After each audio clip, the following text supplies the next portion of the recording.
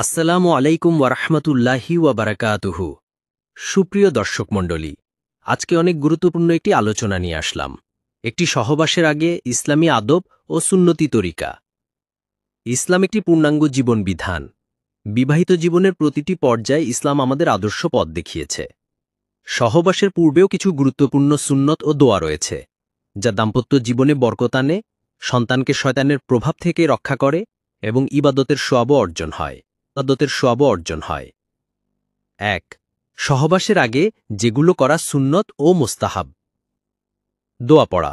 সহবাসের আগে নবী সাল্লাল্লাহু আলাইহি ওয়াসাল্লাম যে দোয়া পড়ার নির্দেশ দিয়েছেন তা পড়া।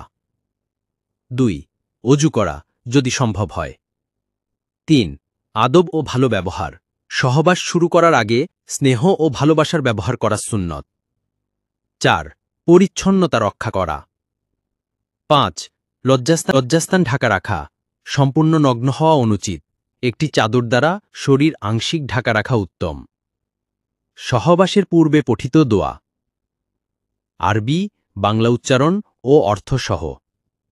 আল্লাহুম্মা জান্নিবনাশ শাইতানা ওয়া জান্নিবিশ শাইতানা মা রাযাকতানা। উচ্চারণ: আল্লাহুম্মা জান্নিবনাশ শাইতান ওয়া জান্নিবিশ শাইতানা মা রাযাকতানা। অর্থ: আপনি আমাদেরকে যা রিজিক দিবেন, অর্থাৎ সন্তান, তাকেও শয়তান থেকে দূরে রাখুন।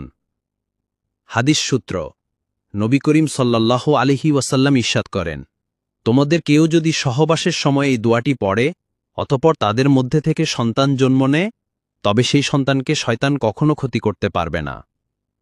বুখারী ১৪১, মুসলিম ১৪৩৪। ইসলামিক জ্ঞান অর্জন করুন এবং সুন্নত অনুযায়ী জীবন গড়ে তুলুন।